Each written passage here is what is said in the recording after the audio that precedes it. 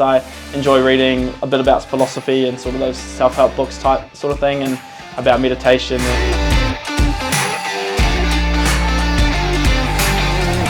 Rachin, it's already been a year. I can't believe it. We had this conversation last year, and it's so good to have you again. And I don't really have an agenda for this conversation. We're just going to talk about how last month has been for us, and what else do you have to share with us through those experiences. That's easy. all. Sweet. Yeah. Thanks for having me back. Okay, then let's begin with now. We're already looking at the finals. 2 years, 2 finals. What does the gut feel say? I mean, you can never really know what the way it is. Unfortunately, some days you come on the right side, some days you don't. But honestly, I don't really look too far ahead about that stuff. You always want to win. Everyone knows that, and that's going to be our intention when Sunday comes around. But we know whoever we play is going to be a good team. So as long as we do our bit and stay true to ourselves and play our cricket, I'm sure we'll be all right. And our team has always been about processes more than the outcome, Sure. right? Outcome, like you said, everyone wants to win. There's no Yeah. doubt about it. But we have all been about processes and also about culture. So year on year, how do you think people have gone closer now?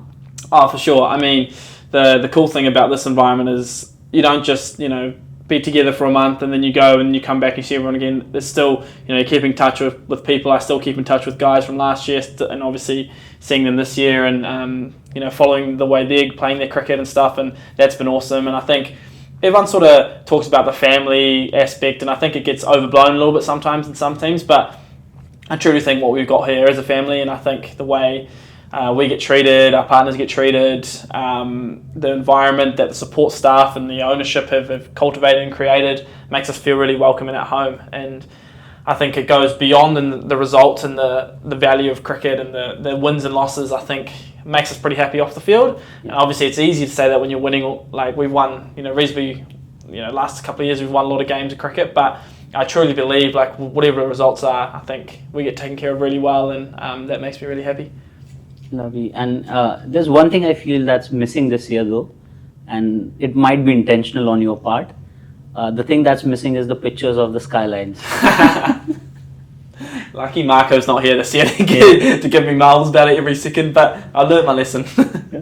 But why no pictures? Like, is it a conscious decision? I've seen it. I've seen it before, so I don't need to see it again. Plenty of photos being taken in San Fran and Florida, though, 2 new places, so it was cool to experience that. This year we have been to some new places. We've been to San Fran, we've been to Florida. Which has been the standout place for you? Yeah, I think if I was to say standout place would be San Fran. I think as Dallas, I've been here before, and it seems like home in America. We spent a lot of time here last year. Florida was cool, but it was quite busy. The schedule was very hectic, so we couldn't quite do too much. Went into Miami that one night, which was cool, and had dinner. But then I think it was probably San Fran. Got the ability to have a day of tourism. Me and my girlfriend took a car and had a look at the Golden Gate Bridge, Golden Gate Park, and Alcatraz Island, and that was a cool day. It was something where you forget about cricket, you go be a tourist for a day, and something you don't really get to do often on tour. You're always so worried about the cricket, and you get back to your hotel and it's all about cricket. Okay, what's recovery looking like? When's the next game? So that was really special. Wow. I missed out seeing the Alcatraz. It was quite special, I feel. It was cool. It was very, very interesting. I mean, it was, It was cool to, walk around the prison and see the cells and stuff. It was like kind of a bit chilling, a bit, goosebumpy, but it was a cool experience. Yeah. Another thing which stands out for me in particular is the feeling of being at the Coliseum. I feel that stadium had some different vibe which we haven't experienced yet in cricket. Maybe you have because you have been to different places across the world. How did you feel playing there? Yeah, it was cool. Obviously, we all know the history of the Oakland days at the Coliseum. We enjoyed playing there. I mean, different boundaries, nice pitch to bat on, baseball ground, but it was cool. I likened it a lot to Eden Park in Auckland. Obviously, that's a rugby ground, so the dimensions they're actually quite similar in terms of the long pockets on the sides and short straight.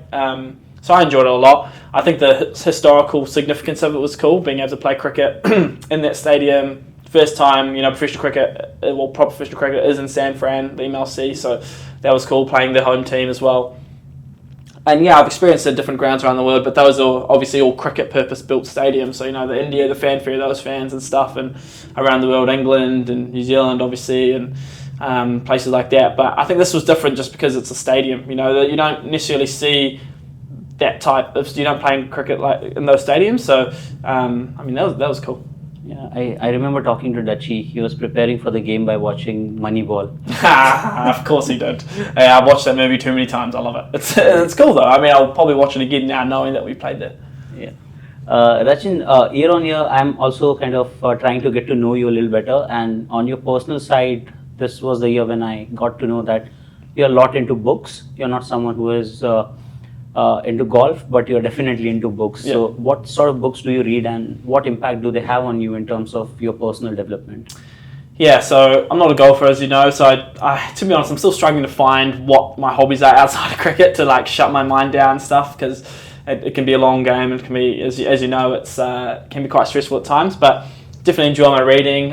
It's a good observation. I guess I enjoy reading a bit about philosophy and sort of those self-help books type sort of thing, and about meditation and Buddhism and that sort of spirituality. I don't know where it came from. I think as a kid, I read a lot. Like I read a lot of Harry Potter. I was a huge Harry Potter guy. I read like Percy Jackson. It's about like, you know, Greek stories and stuff. So I loved it.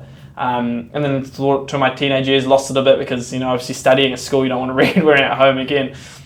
And on tour, I picked it back up over the last 4 or 5 years, and I've really enjoyed it. I think for me, it enables me to live a calmer, more peaceful life.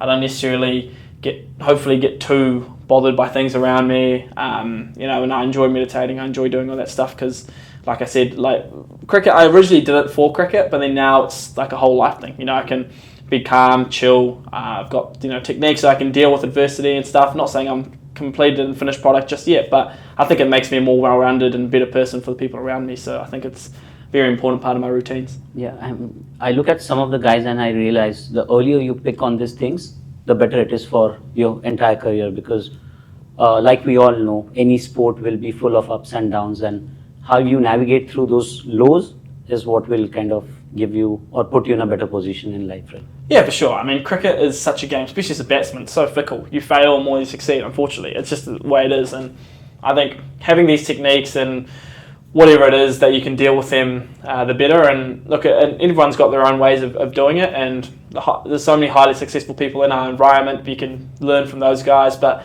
I guess for me, it's just trying to be as level as I can and understand that, yeah, you're going to have some bad times, you're going to have some great times, but if you're consistently just happily dissatisfied, you know, you always want to do better and you always want to push for the team, you always want to win games, and as a competitor, you always want to score more runs, take more wickets, contribute to the team, whatever it is. But as a person, I can always be happy in doing what I do, knowing I'm hopefully trying to get better every day and learning from each experience. Yeah, and talking about learning and experience, I feel not just books, but people around us teach us a lot, right? And we have been so blessed to have people like Ricky Ponting, James Hopes, Brad Strait, Michael Klinger. So many of them are there to guide you all. Have you been picking their brain, and what's one thing that has stayed with you from the discussions with our coaching staff? Yeah, massively. Our staff are highly experienced, not just played so much cricket around the world, but also coached at a high level for a long period of time. I mean, you don't need to say anything about Punter to see his record, and not just his playing record, but his coaching record too. But I really enjoyed my time with Winga, Hopesy, and Maxi as well. 3, incredible people as well.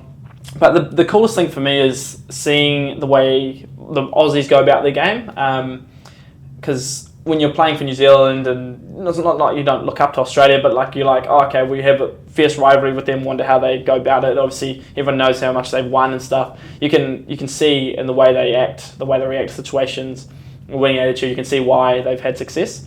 And for me, it's cool. Get to mix with those guys from different countries and take little gems from them. It's hard to put one, pinpoint one golden nugget that I've gotten, because fortunately in cricket there isn't such a thing, there isn't something that, you click your fingers, you're going to be best player in the world. There's no such thing as that. But every little 1% I gain from those guys, it sort of comes together and I see it unfold, and it's such an incredible environment to learn.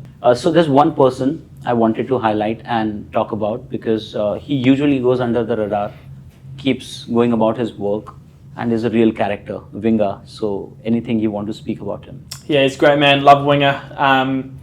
So obviously a lot of fun off the field and gets around you and always at these events and always making people laugh. And always having a good time. But I think Winga as a bowling coach, he's awesome. Obviously, I'm a spinner, so I don't have as much to do as fast bowlers with him, but he's incredible. I think how precise, how well learned he is about the game. Obviously, seen so much cricket, but how specific he is, whether it's scouting batters, where you should bowl, or like what the recent trends have gone, and also just backing you. I think he's a guy who trusts the guys to back their skills. He knows each player really well. He's taken the time to build those relationships, and I think that's the biggest part of coaching. And he's done that so brilliantly. So, I mean, I'm very grateful for the work he's done for me this season and for all the boys, because I think we can see it on the field. Amazing. And Rachin, now just going a little bit away from cricket, so we are kind of going on to last two discussions. One, just want to understand what sort of food have you enjoyed in the US this year, and which have been few of your favorite places to go to, including coffee? Okay, so the food in the US has been amazing. So me and my girlfriend had these, a list of places to try and make sure we had it. I know Sweet Greens, like the salad place, Mendocino Farms salad place, Chipotle, all the stuff. We like ticked it off our list as we go. It was so good, but it's hard. I know it's not great for you, but it's hard to go past Wingstop. Oh, I don't know. There's something about those chicken tenders that are unbelievable. We both love them. So that was awesome. And like the classic American stuff, the American lollies, the crumble cookies, everything in moderation, as I say. We're athletes, but can have a little bit from time to time. But no, that was cool. It was so good to try all this stuff, because you see them online on TikTok. You're like, oh, I wonder what that tastes like, and now you're here. Really enjoyed going to Sexy Fish in Miami. That was a cool restaurant. Not just the food, but the setting, the bathroom, the $10 million bathroom, whatever, James Bond in there as well. So that was cool.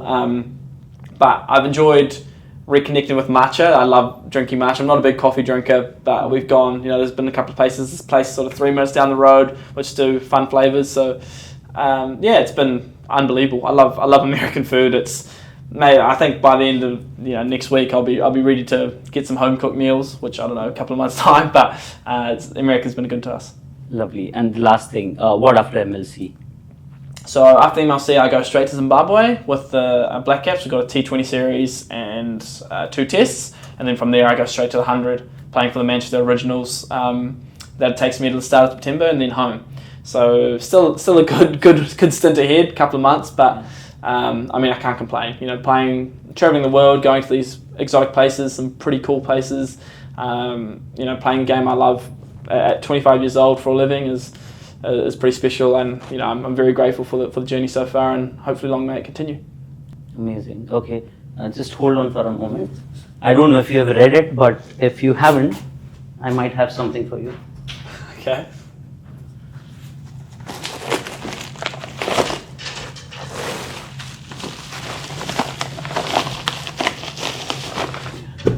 Hey, watch your head. Wow.